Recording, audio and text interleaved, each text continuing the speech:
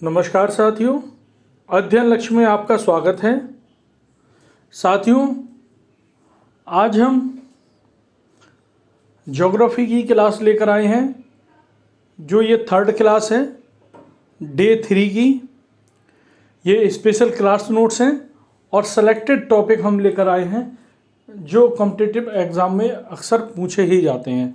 उन टॉपिक को हम जानेंगे। तो साथियों, आज की जो 3rd क्लास है वो हम आपको लगातार कंटिन्यू पढ़ाएंगे। उसके कुछ टॉपिक हैं वो क्लियर कराएंगे। इससे पहले 2 क्लास और हो चुकी हैं, उन क्लास को आप हमारी प्ले लिस्ट में जाकर देख सकते हैं। पिछले 2 टॉपिक पूरे क्लियर हो जाएंगे अगर उन 2 क्लासेस को देख लेंगे तो। साथियों, एक और रिक्वेस्ट आपसे करता हूँ, यह वीडियो हाई क्वालिटी में देखें ताकि आपको स्पष्ट रूप से देखकर समझने में आसानी हो। तो साथियों, शुरू करते हैं। आज का टॉपिक है पृथ्वी की आंतरिक संरचना। ये जो पृथ्वी की आंतरिक संरचना है, पृथ्वी की आंतरिक संरचना के बारे में जानकारी प्रत्यक्ष और अप्रत्यक्ष दोनों स्रोत से प्राप्त होती है। प्रत्यक्ष स्रोत के अंतर्गत ज्वालामुखी से निकले पदार्थों का अध्ययन,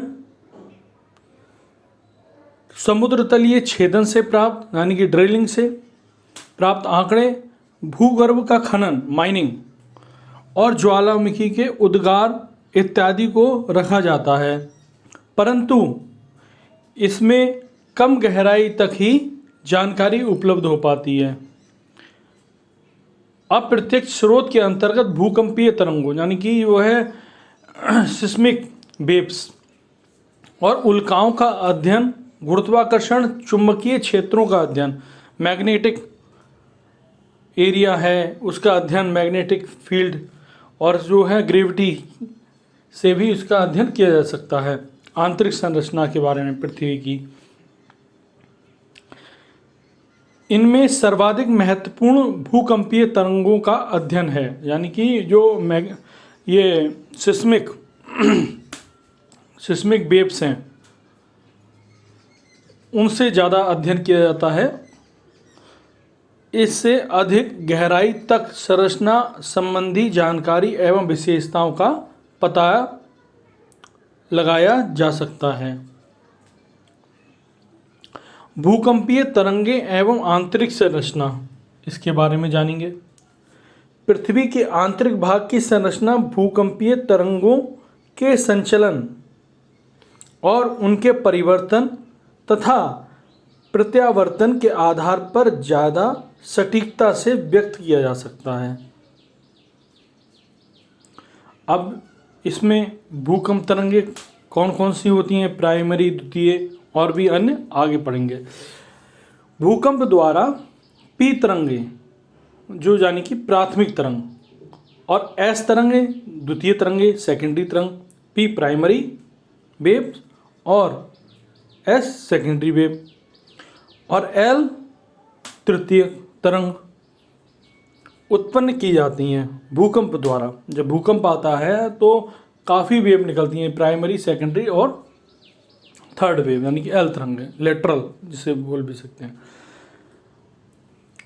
प्राथमिक तरंग ठोस एवं तरल दोनों माध्यमों में, जबकि द्वितीय तरंग केवल ठोस माध्यम में ही चलती है। यानी जो सेकेंडरी वेव है केवल सॉलिड वस्तुओं में ही चल सकती है और प्राइमरी सॉलिड और लिक्विड दोनों में ही चलती है, यानी समुद्र और पृथ्वी के जो सॉलिड पार्ट है यानी कि भूस्थल उस पे प्राइमरी तरंग है, और केवल जो है और सेकेंडरी तरंग में केवल जो पृथ्वी का भू स्थल जो भाग है उस पर चलेंगी केवल सेकेंडरी तरंग, और समुद्र वगैरह में ना के समान चलती हैं। प्राथमिक तरंग एवं द्वितीय तरंग पृथ्वी के अंदर स्नेल के नियम के अनुसार प्रत्यावर्तित होकर वक्राकार पथ पर चलती हैं, यानी कि वक्राकार का मतलब ये आपका एपिकल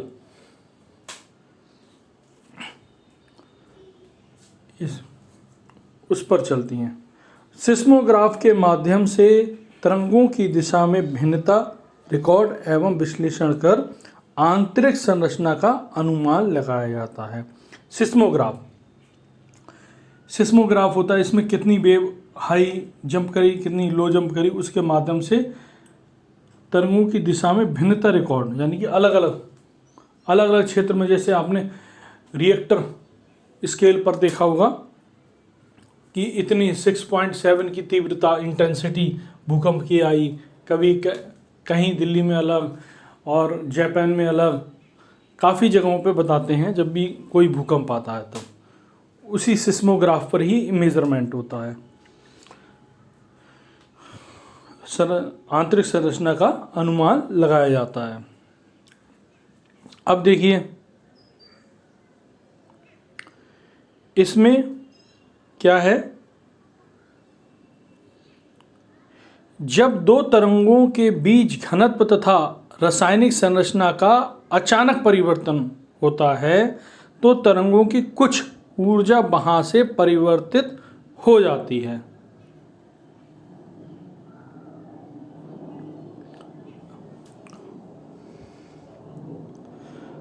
तो तरंगों की कुछ ऊर्जा वहां से परिवर्तित हो जाती है। परतों के बीच ऐसी जगहों को असात्य यानी डिसकंटिन्यूटी कहते हैं, यानी कि अलग अलग हो जाना, परतों का अलग अलग हो जाना। परतों का जैसे हमारा एक मान के चल काफ़ी हजारों करोड़ों साल पहले की बात बता रहा हूँ, जैसे भारत और चाइना अलग अलग हो गए, या भारत का जो कॉन्टिनेंट है अफ्रीका से अलग हो गया, तो ये क्या परत हैं, प्लेट हैं पृथ्वी की, तो ये प्लेट अलग अलग हो जाती हैं। जैसे उसी के विषय में बात चल रही है, डिसकंटिन्यूटी के बारे में। भूकंपीय तरंगों के संचलन और उनके परावर्तन तथा प्रत्यावर्तन के आधार पर पृथ्वी के आंतरिक भाग को निम्नलिखित 3 भागों में बांटते हैं। अब पृथ्वी के भी 3 भाग हैं। नंबर 1 भूपट्टी, नंबर 2 मेटल, नंबर 3 क्रोड। इससे भूपट्टी को क्रस्ट भी कहते हैं, जो ऊपरी भाग होता है जिस पर हम लोगों का जीवन यापन चलता है, हम लोग रहते हैं, उस पर भूपट्टी कहते हैं। और दूसरा मेटल और तीसरा क्रोड। अब पहले हम भूपट्टी के बारे में जानेंगे। भूपट्टी पृथ्वी की सबसे ऊपरी परत है जिसकी औसत गहराई 24 किलोमीटर तक है। यानी कि अगर इस पृथ्वी के नीचे हम लोग जहाँ रहते हैं वहाँ से अगर नीचे जाएंगे 24 किलोमीटर तक, वो उसकी एवरेज जो डेप्थ है वो 24 किलोमीटर तक है, तथा यह गहराई 5 किलोमीटर से 70 किलोमीटर के बीच बदलती रहती है। अब 70 किलोमीटर क्यों कहा गया? कहीं पर समुद्र हैं, कहीं पर पहाड़ हैं और कहीं पर प्लेन एरिया है, तो उनको एवरेज लेकर 24 किलोमीटर तक बताया गया है। कहीं पर ऊंचाई है पहाड़ से और गहराई ज़्यादा होगी, और कहीं पर गहराई ज़्यादा है यानी खाइयाँ हैं समुद्र में, तो उसके बारे में केवल एवरेज निकालकर 24 किलोमीटर तक है। पृथ्वी के कुल आयतन के 0.5 भाग भूपट्टी में विस्तृत है। यानी कि पूरा अगर वॉल्यूम निकालें पूरी पृथ्वी का, उसका 0.5% भूपट्टी में विस्तृत है, यानी कि ऊपरी जो लेयर पृथ्वी की। समुद्र के नीचे यह कम मोटी है, जाहिर सी बात है। कम मोटी क्यों होगी? क्योंकि वो गहराई ज़्यादा है, समुद्र में गहराई ज़्यादा है। कहीं मरियाना है, प्रशांत महासागर में सबसे गहरी खाई, वहाँ पर कम मोटी भूपट्टी होगी। तथा यह समुद्री बेसाल्टिक भूपट्टी के रूप में पाई जाती है। महाद्वीपों के नीचे इसका विस्तार अधिक गहराई तक। महाद्वीप क्या मतलब? जैसे हम लोग जिसमें रह रहे हैं, कॉन्टिनेंट में रह रहे हैं, जैसे महाद्वीप, जैसे एशिया महाद्वीप, पूरा एशिया में कितने देश आते हैं, या फिर अफ्रीका महाद्वीप, या उत्तरी अमेरिका, दक्षिणी अमेरिका, ये सब क्या है? महाद्वीप है। उनमें क्या है? ये गहराई ज़्यादा तो नहीं, ऊंचाई पर बने हुए हैं ये समुद्र की अपेक्षा, तो इसमें क्या है? गहराई ज़्यादा होगी भूपट्टी की। सर्वाधिक गहराई पर्वतों के नीचे पाई जाती है। अब देखिए पर्वत क्या है, ऊंचाई पर है बहुत, वहां से उसके टॉप से लेकर और इसके बिल्कुल नीचे तक, तो उसकी क्या होगी, गहराई ज़्यादा होगी। भूपट्टी को भी 3 परतों में बांटा गया है, अवसादी परत, ग्रेनाइटिक परत और बैसाल्टिक परत। ग्रेनाइटिक और बैसाल्टिक परत के मध्य कॉनराड आसात्य पाया जाता है, यानी कि डिसकंटिन्यू पाई जाती है। और धायत्व है कि समुद्री भूपट्टी केवल बेसाल्ट और ग्रेवो जैसी चट्टानों की बनी होती है, यानी कि जो रॉक हैं, बेसाल्ट रॉक और ग्रेवो जैसी जो रॉक हैं वो भूपट्टी पर बनी, जबकि अवसादी और ग्रेनाइटिक परतें महाद्वीपीय भागों में पाई जाती है, बड़े बड़े कॉन्टिनेंट में पाई जाती ग्रेनाइटिक और अवसादी। अवसादी को सेंटीमेट्री भी कहते हैं और ग्रेनाइट को ग्रेनाइटी कहते हैं। भूपट्टी की संरचना में सर्वाधिक मात्रा ऑक्सीजन की है, यानी कि जिसमें एटमॉस्फेयर में हम लोग रह रहे हैं उसमें क्या है, ऑक्सीजन है, तभी हम लोग रह पा रहे हैं। एडवर्ड स्वेस ने इसे सियाल नाम दिया था क्योंकि यह सिलिका और एल्युमिनियम की बनी है। भूपट्टी को सिलिका और एल्युमिनियम की बनी है, जिसे सियाल नाम दिया था एडवर्ड स्वेस ने। वस्तुतः सियाल नामकरण महाद्वीपीय भूपट्टी के अवसादी और ग्रेनाइटिक परतों के लिए सही है। भूपट्टी और मेटल के बीच की सीमा मोहोरोविक आसात्य द्वारा बनती है, जिसे मोहो भी कहा जाता है। कॉनार्ड आसात्य के नीचे सीमा यानी सिलिका मैग्नीशियम की परत शुरू हो जाती है। ये अलग अलग जो डिसकंटिन्यूटी है उसके बारे में बताया गया। डिसकंटिन्यूटी मतलब यानी कि जो हमारा गैप है एक दूसरे से, एक देश से दूसरे देश के बीच में, और जो गैप है और उसके बीच में समुद्र है, तो उसी की डिसकंटिन्यूटी की बात हो रही है। अब मेंटल के बारे में हम जानते हैं।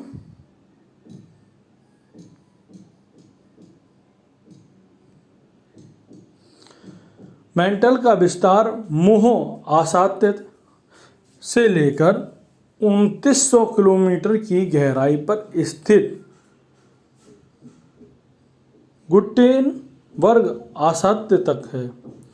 मेंटल के इस निचली सीमा पर अत्यधिक ताप एवं दाब है, यानी कि हाई प्रेशर और हाई टेम्परेचर है। पृथ्वी के कुल आयतन के 83% भाग में मेंटल विस्तृत है, यानी कि जैसे ही भूपट्टी की जो थिकनेस है, मोटाई, वो ख़त्म होती है, वहाँ से मेंटल स्टार्ट हो जाता है। और ये हाई प्रेशर और हाई टेम्परेचर पर है। मेंटल में संवहनीय धाराएं चलती हैं, जिसके कारण स्थल मंडल की प्लेटों में गति होती है, यानी कि लिक्विड फॉर्म में है। मेंटल का मतलब एक लिक्विड फॉर्म में कह सकते हो, एक तेल जैसा। उसमें संवहन क्रिया किस में होती है, जल में होती है। आपने पढ़ा होगा चालन, संवहन और विकिरण, हाई स्कूल में पढ़ा होगा। तो वही संवहन की बात हो रही है। जैसे कि हम चाय बनाते हैं, तो चाय बनाते हैं जब पानी खोल जाता है उसमें कण जैसे दिखाई देते हैं जब उबलता है पानी, वो ये संवहन की क्रिया, यानी कि हीट ट्रांसफॉर्मेशन की प्रक्रिया। तो संवहन क्रियाएं, संवहन धाराएं चलती हैं मेंटल में, और 83% पार्ट है मेंटल पूरे ऑल अर्थ का, जिसके कारण स्थल मंडल की परतें में गति होती है। मेंटल को 2 भागों में बांटा गया है, ऊपरी मेंटल और निचला मेंटल, और इनके बीच की सीमा 710 किलोमीटर पर रैपिडी आसात्य के नाम से जानी जाती है।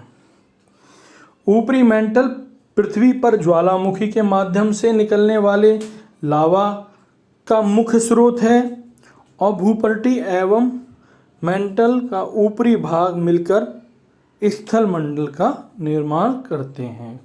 ऊपरी मेंटल पे जो हम लोग रहते हैं तो वो क्या है, मेंटल है, मेंटल का पार्ट ही है जो बना है स्थल मंडल। और ये कैसे, ज्वालामुखी के माध्यम से निकलते हैं। ये बहुत सालों, लाखों सालों की बात हो रही है जिस पे जो ये हम लोग स्थल मंडल पर रहते हैं, ये मेंटल का ही भाग है। अब क्रोड की बात होती है। क्रोड क्या है? क्रोड से निकेल और लोहा की प्रधानता होती है।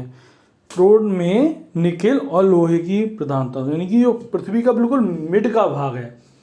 एक बॉल ले लीजिए, बॉल के बिल्कुल बीच बीच सेंटर पर, बिल्कुल सेंटर पर कुछ जो पार्ट होता है वही क्रोड है, मानकर चलें। तो पृथ्वी के भी ऐसे ही बिल्कुल सेंटर में, बिल्कुल बीच में, हर तरफ से सेंटर में, तो वो जो है क्रोड कहलाता है। उसमें क्या है, निकेल और लोहा की प्रधानता, यानी कि निकेल और लोहा सबसे ज़्यादा है। इसीलिए इसे परत का नाम निफे कहा गया है, यानी कि NiFe, यानी कि निकेल, और Fe यानी कि लोहा, यानी कि निफे।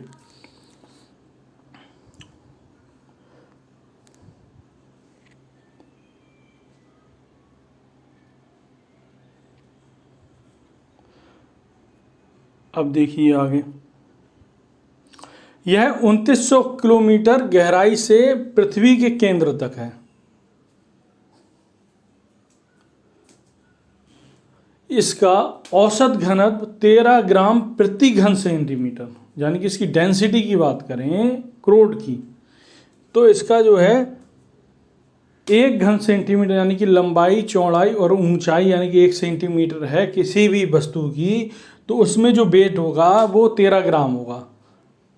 एक क्या दे दिया, एक यूनिट दे दी एक तरीके से इसकी, यानी कि इसका जो डेंसिटी क्या है। तो क्रोड का भार पृथ्वी के भार का लगभग 1/3 है, यानी कि ये पूरा जो क्रोड की बात हो रही है, यानी कि उसका जो वेट है वो पृथ्वी का 1/3 है। यह पृथ्वी का लगभग 16% भाग घेरा हुआ है, यानी कि जो बीच का जो सेंटर में हमने आपको बताया था वो केवल 16% है पूरे ऑल अर्थ का। इसको 2 भागों में बांटा गया है, बाह्य कोड और आंतरिक कोड। बाह्य कोड सतह के नीचे लगभग 2900 से 5150 किलोमीटर तक फैला हुआ है, तथा आंतरिक कोड लगभग 5150 से 6371 किलोमीटर पृथ्वी के केंद्र तक फैला हुआ है। यानी कि इसकी डेप्थ बता दी बाह्य कोड की और आंतरिक कोड की। तो बाह्य कोड में भूकंप की द्वितीय तरंगे या एस तरंगे प्रवेश नहीं कर पाती हैं। बाह्य कोड में द्वितीय तरंगे, जिसे सेकेंडरी तरंग कहते हैं, वो प्रवेश नहीं कर पाती हैं। इससे प्रमाणित होता है कि यह भाग द्रव अवस्था में है। अब हमने आपको बताया था सेकेंडरी जो वेव हैं वो केवल किस में चलती हैं, संवहन प्रक्रिया द्वारा पानी में। तो इसीलिए ये जो मेंटल की बात हो रही है उसी में ही चलती हैं एस तरंगे। इससे प्रमाणित होता है कि यह भाग द्रव अवस्था में है। देखिए मैंने बताया आपको, आंतरिक क्रोड में भूकंप की पी लहरों की गति कम, अर्थात 11.23 किलोमीटर प्रति सेकंड होती है। पी तरंगे दोनों में होती हैं, पी तरंगे ठोस में भी और द्रव में भी होती हैं, लेकिन जो है द्रव में कम होती हैं, यानी कि लिक्विड में कम होती हैं। बाह्य कोड तरल अवस्था में पाया जाता है क्योंकि यह द्वितीयक भूकंपीय तरंगे यानी कि एस तरंगों को सोख लेता है। आंतरिक कोड की खोज 1936 में के.ई. बुलेन ने की थी। यह ठोस अवस्था में माना जाता है। इन दोनों के बीच की सीमा को बुलेन लिहमैन असाध्य कहा जाता है, यानी कि बुलेन लिहमैन डिसकंटिन्यूटी कहा जाता है। आंतरिक क्रोड मुख्यतः लोहे का बना हुआ है, जिसमें निकेल भी है, कुछ परसेंटेज में। चूंकि ब्रायोकोट तरल अवस्था में है, इसमें रेडियोधर्मी पदार्थ और विद्युत आवेशित कणों की कुछ मात्रा पाई जाती है। जब इसके पदार्थ धारा के रूप में आंतरिक ठोस क्रोट का चक्कर लगाते हैं तो चुंबकीय क्षेत्र बन जाता है।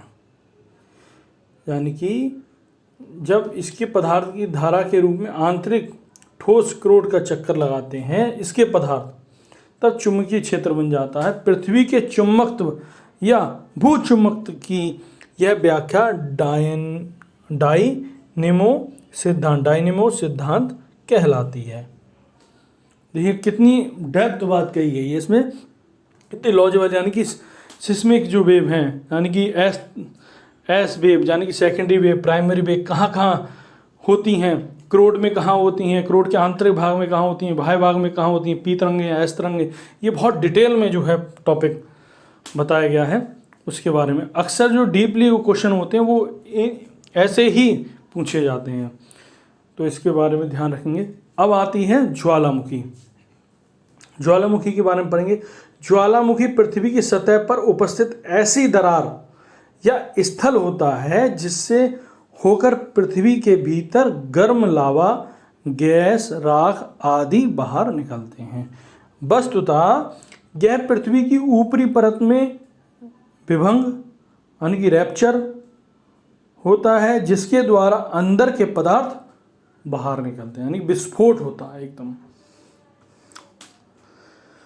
ज्वालामुखी का संबंध प्लेट विवर्तनिकी से है। विवर्तनिक माने यानी कि दो प्लेटें आपस में टकराती हैं, यानी कि दो प्लेट का मतलब है जैसे कॉन्टिनेंट हो गए, जैसे कि हमारा भारत हो गया या ऑस्ट्रेलिया हो गया, या कोई भी दो आपस में जो कॉन्टिनेंट है वो क्या है, एक प्लेट ही तो है जिस प्लेट पर हम लोग रह रहे हैं। वो जब आपस में जब टकराते हैं तो वो दूर हो जाते हैं, और जब आपस में दूर हो जाते हैं तो वहाँ समुद्र हो जाता है, और जो आपस में टकराते हैं और पास में आते हैं तो वहाँ पर पहाड़ आ जाते हैं। तो जो हिमालय का जो निर्माण है, जो चाइना और जो भारत आपस में जब टकराए होंगे काफ़ी लाखों करोड़ों साल पहले, तब पहाड़ का निर्माण हुआ होगा। यहाँ पे पहले समुद्र हुआ होगा, फिर इसके बाद जब आपस में टकराए होंगे तब ये क्या है, उछल के पहाड़ बन गए। तो हिमालय का निर्माण भी ऐसे ही हुआ। तो ऐसे ही जब विवर्तनी के कारण जब दूर हो जाते हैं तो क्या होता है, ये दूर चले जाते हैं, तब समुद्र का निर्माण हो जाता है।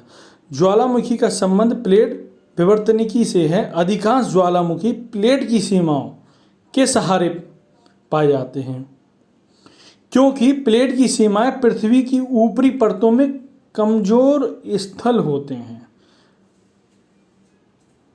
जो प्लेट की ऊपरी सीमाएं हैं वो कमजोर स्थल होते हैं परत में, जिनमें आसानी से विभंग उत्पन्न हो जाता है, यानी कि विस्फोट, विभंग, डिसकंटिन्यूटी एक तरीके से समझ लें। इसके अलावा कुछ अन्य स्थलों पर भी ज्वालामुखी पाए जाते हैं। कुछ ज्वालामुखी के लावा के उत्पत्ति का स्थल मेंटल प्लूम होते हैं, और ऐसे स्थलों को हॉटस्पॉट की संज्ञा दी जाती है। अब ज्वालामुखी के प्रकार के बारे में पढ़ेंगे। ये कितने प्रकार के होते हैं। ज्वालामुखी के प्रकार ज्वालामुखी के विस्फोट के आधार पर 3 प्रकार में बांटा गया है। विस्फोट के आधार पर ज्वालामुखी तीन भागों में बांटा गया है। अब देखिए, किसी ज्वालामुखी से गैस के रिसने, धुआं या लावा उगलने या भूकंप आने जैसी सक्रियता के चिन्ह होने पर उसे सक्रिय माना जाता है। यानी कि इसमें गैस निकल रही है, रिस रही है लगातार, धुआं आ रहा है, लावा उगलने लग रहा है लगातार, और आए दिन उगलते ही रहता है, यानी कि लावा निकलते ही रहता है, तो उसे क्या कहते हैं, सक्रिय ज्वालामुखी चिन्ह होने पर उसे सक्रिय माना जाता है। इटली का स्ट्राम्बोली, हवाई में स्थित किलुआ ज्वालामुखी, अंडमान द्वीप पर, जो हमारे भारत का अंडमान द्वीप है उस पर स्थित वैरन ज्वालामुखी आदि अच्छे उदाहरण हैं किसके? सक्रिय ज्वालामुखी के। अब सुप्त ज्वालामुखी की बात हो रही है। अगर किसी ज्वालामुखी में कभी ऐतिहासिक काल में यानी पुराने काल में ज्वालामुखी उद्गर हुआ हो तो उसे सुप्त ज्वालामुखी माना जाता है, यानी कि बहुत पहले ही फट चुका है, लावा वावा सब निकल चुका है, बहुत पहले हुआ था, तो ये सुप्त ज्वालामुखी है।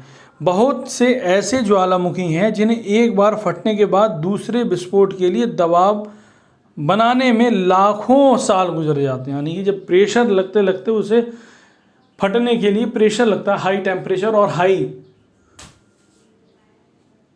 और हाई प्रेशर जब लगता है तभी लावा निकलता है, तो उसे कई सालों लग जाते हैं, कई सालों की प्रक्रिया होती है।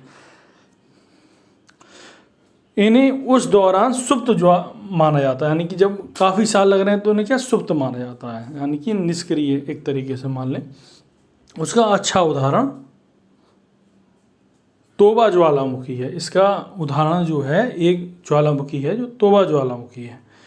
अब मृत ज्वालामुखी के बारे में बात करेंगे। इस प्रकार के ज्वालामुखी में दीर्घ अवधि से कोई ज्वालामुखी उद्गर ही नहीं हुए हैं। म्यांमार का माउंट पोपा और ईरान का कोहे सुल्तान आदि शांत मृत ज्वालामुखी इसके उदाहरण हैं।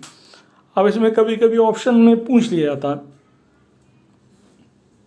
म्यांमार में कौन सा मृत ज्वालामुखी है या सक्रिय ज्वालामुखी के बारे में पूछ लेते हैं, तो इसको नोट करके रखेंगे और याद रखेंगे। अब ज्वालामुखी का वैश्विक वितरण यानी कि पूरे वर्ल्ड में क्या वितरण है इसका देखिए। विश्व स्तर पर अधिकांश सक्रिय ज्वालामुखी प्लेट की सीमाओं के साथ संबंधित हैं, यानी कि जो हमारी प्लेट है इसमें ऊपर टी उससे संबंधित है। लगभग 15% ज्वालामुखी संरचनात्मक प्लेट के किनारों के सहारे तथा 80% विनाशात्मक प्लेट के सहारे पाए जाते हैं, यानी कि 80% है उन विनाशात्मक प्लेट के सहारे हैं, उनकी परसेंटेज ज़्यादा है। ज्वालामुखी के पूरे वैश्विक स्तर पर 3 प्रमुख पेटियां पाई जाती हैं। नंबर 1 परिप्रशांत महासागरीय पेटी यानी प्लेट जिसे बोलते हैं पेटी को, और मध्य महाद्वीपीय पेटी यानी कि प्लेट मध्य महाद्वीपीय पेटी, और मध्य अटलांटिक पेटी। पेटी को प्लेट कहते हैं। अब देखिए हम इन जो प्लेट्स हैं उनके बारे में डिटेल में पढ़ेंगे। परिप्रशांत महासागरीय पेटी विनाशात्मक प्लेट के किनारे के साथ विस्तृत एक पेटी में विश्व के 2/3 ज्वालामुखी पाए जाते हैं। इनका विस्तार अटलांटिका महाद्वीप माउंट एरेबस से लेकर प्रशांत के क्षेत्रों किनारों व चारों ओर विस्तृत है। ये देखिए ये जो है मैप है, इसको जो है एक बार शॉर्ट स्क्रीन लेकर आप एक बार इसको रीड कर लीजिएगा या गूगल मैप पे जाकर आप इसको एक बार देख लीजिएगा। अब नेक्स्ट चलते हैं। इसे प्रशांत महासागर का अग्निव्रत यानी पैसिफिक रिंग ऑफ फायर उपनाम से जाना जाता है।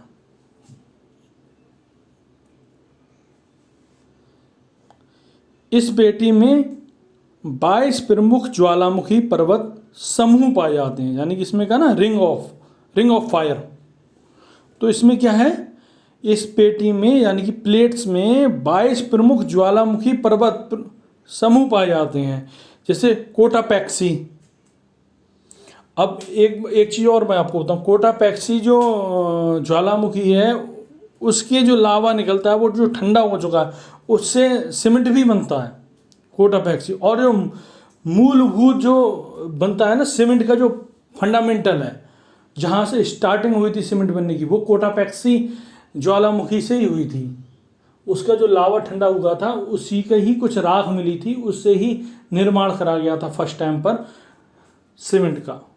तो उसी कोटापेक्सी के बारे में बात हो रही है। और फ्यूजियामा, माउंट ताल और माउंट मैसन और शास्ता, ये क्या है? मुख्य प्रमुख ज्वालामुखी पर्वत समूह है ये इस ring of fire, Pacific ring of fire के, पैसिफिक है ना, प्रशांत महासागर में ये जो है ज्वालामुखी हैं।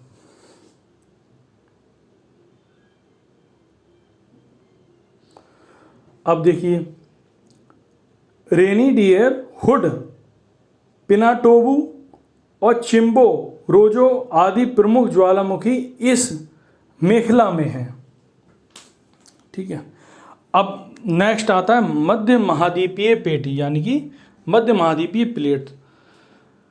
इस मेखला के अधिकांश ज्वालामुखी विनाशी अभिसारी प्लेट के सहारे पाए जाते हैं, विनाशकारी हैं ये समय। इस पेटी का विस्तार आइसलैंड से प्रारंभ होकर भूमध्य सागर यानी कि अफ्रीका, हिमालय, दक्षिण पूर्वी एशियाई देशों में फैली हुई हैं, एशियाई देशों तक फैली हुई हैं।